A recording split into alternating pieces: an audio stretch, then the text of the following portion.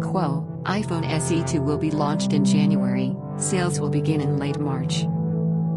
Apple plans to launch mass production of the iPhone SE2 smartphone in January 2020, and the company plans to introduce it at the end of March.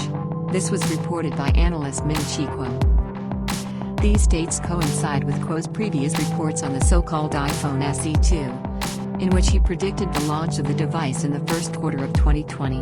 It is expected that its cost will be $399. Relying on all the previous release dates for Apple devices, we can say that March was the traditional month of the announcement of a more affordable iPhone.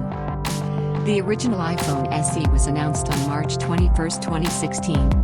Pre-orders began on March 24, and its sales started on March 31. Almost a year later, the smartphone was reissued. March 24, 2017 SE was released with a large amount of storage. According to rumors, the specifications of the new iPhone for the budget segment: 4.7-inch screen, A13 processor, same as iPhone 11, 3GB RAM LPDDR4X, storage capacity at 64GB or 128GB, colors, space gray, silver and red. The presence of the home button. Lack of support for 3D touch. Kuo claims that SE2 will get the iPhone 8 design and believes that it will be a popular upgrade option for iPhone 6 and 6s owners, which will serve as a key growth driver for Apple in 2020.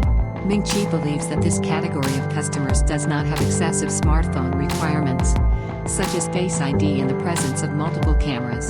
It is assumed that the SE2 will be equipped with a Touch ID sensor and a single lens camera. Kuo estimates that monthly shipments of the iPhone SE2 will be between 2 and 4 million. Ming-Chi also expects the new product to receive an antenna design with a liquid crystal polymer to increase data transfer efficiency.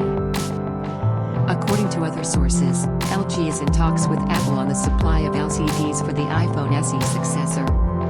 Despite this, the screens are currently undergoing quality control. It is worth noting that the new smartphone may not get the name iPhone SE2. In the final version it may be called 8S or iPhone 9. A screen increase of up to 4.7 inches may not appeal to fans of the original SE.